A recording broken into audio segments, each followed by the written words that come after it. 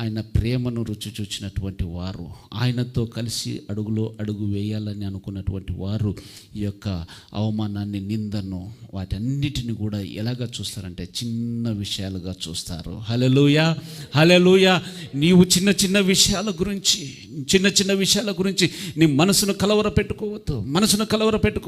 పక్షిరాజు ఉన్నతమైన స్థలములోనికి వెళ్ళిపోతూ ఉంది.